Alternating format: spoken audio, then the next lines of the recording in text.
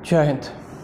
दोस्तों, हम सभी की लाइफ में स्ट्रेस का एलिमेंट रहता है और चाहे कोई भी एज ग्रुप हो, चाहे कोई भी प्रोफेशन हो, हम सभी की लाइफ में किसी ना किसी फॉर्म में स्ट्रेस रहता है। और इस स्ट्रेस को अगर सही तरीके से एड्रेस ना किया जाए, सही टाइम पे रिजॉल्व ना किया जाए, तो बहुत बड़े नुकसान इसके होते हैं।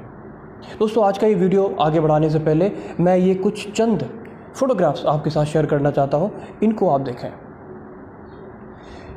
दोस्तों, ये जो फ़ोटोग्राफ्स आप देख रहे हैं ये बहुत ही दुखद हैं देखने में, और जब इस तरह की खबर हम लोगों को मिलती है तो बहुत दुख होता है। और एक जनरल परसेप्शन जो हमारे दिमाग में आता है इस तरह की खबर पढ़ने के बाद कि जो स्टूडेंट्स तैयारी करने गए वो सफल नहीं हो पाए, तो उन्होंने इस तरह का एक एक्सट्रीम स्टेप उठाया। जो फीलिंग ऑफ फेलियर्स है उसने उनको कंपेल किया इस तरह का गलत निर्णय लेने के लिए।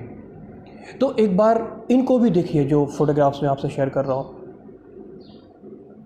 दोस्तों, ये वो लोग हैं जो ड्रीम प्लेस पे हैं। आईआईटी की तैयारी करने वाले स्टूडेंट्स आईआईटी पहुंच गए हैं, और सिविल सर्विसेज की तैयारी करने वाले एस्पिरेंट्स आईएएस की जॉब में हैं, और उसके बाद भी वो इस तरह का एक्सट्रीम स्टेप उठा रहे हैं, इस तरह का नेगेटिव स्टेप उठा रहे हैं।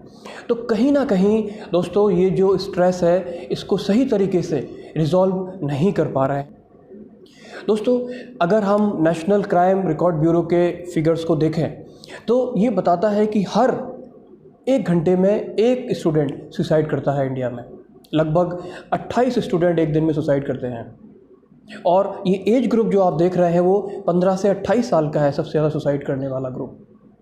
और आप अगर इसको देखें तो ये जो आंकड़े हैं पिछले 3 सालों में बढ़ते हुए क्रम में है, ये ट्रेंड इंक्रीजिंग है, और ये बहुत ही चिंता का विषय है। और इन्हीं सारी चीज़ों को ध्यान में रखते हुए दोस्तों, मैं आज का ये वीडियो बना रहा हूँ जो बहुत ज़रूरी है, ना सिर्फ स्टूडेंट्स के लिए बल्कि पेरेंट्स के लिए, गार्जियंस के लिए और टीचर्स के लिए भी, कि वो अपने स्टूडेंट्स, अपने बच्चे को, अपने वार्ड्स को प्रॉपर्ली ऑब्जर्व करें, मॉनिटर करें, और अगर उसको स्ट्रेस का इशू हो रहा है तो उसको टाइमली एड्रेस करें, उसको रिजॉल्व करने में उसकी मदद करें।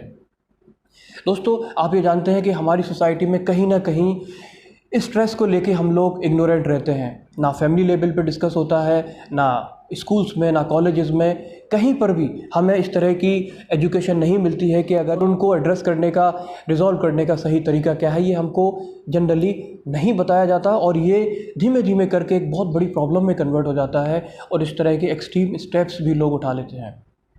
और वो लोग जो स्ट्रेस में हैं परफॉर्म नहीं कर पाते, जो उनके की मूवमेंट्स होते हैं, जो इम्पॉर्टेंट टाइम होता है उनके परफॉर्मेंस का, वो वहाँ पे लड़खड़ा जाते हैं। और फिर ये एक विशियस साइकिल की तरह हो जाता है कि वो फेल होते हैं बार बार, क्योंकि वो प्रॉपर फोकस और कंसंट्रेशन से काम नहीं कर रहे हैं, स्ट्रेस में हैं, फेल होते हैं तो उनका स्ट्रेस और बढ़ जाता है और वो आगे फिर से सफल नहीं हो पाते। तो ये एक तरह का विशियस साइकिल है, और इससे तब तक बाहर नहीं निकल सकते जब तक कि आप उस स्ट्रेस की जो जड़ है, जो रीज़न है, आप उसको रिजॉल्व नहीं कर देते, ख़त्म नहीं कर देते। दोस्तों, हम इस पूरे साइकिल को समझने के लिए कुछ पार्ट्स में इसको डिवाइड करते हैं।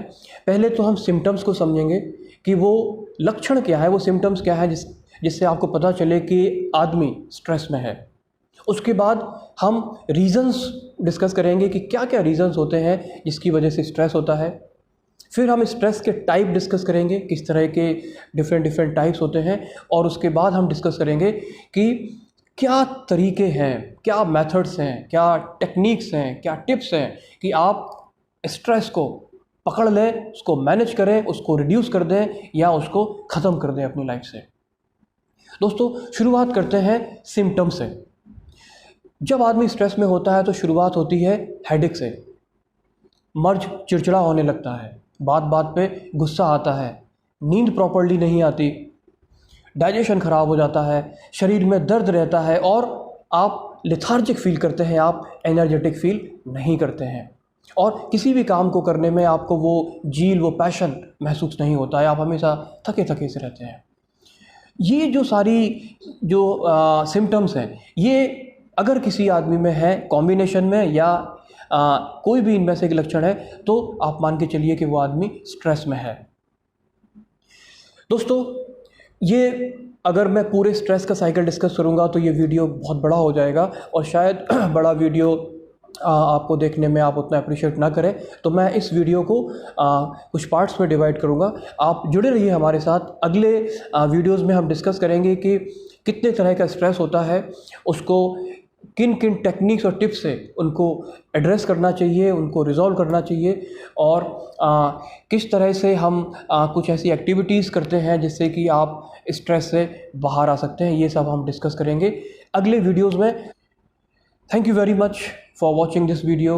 Stay healthy, stay connected.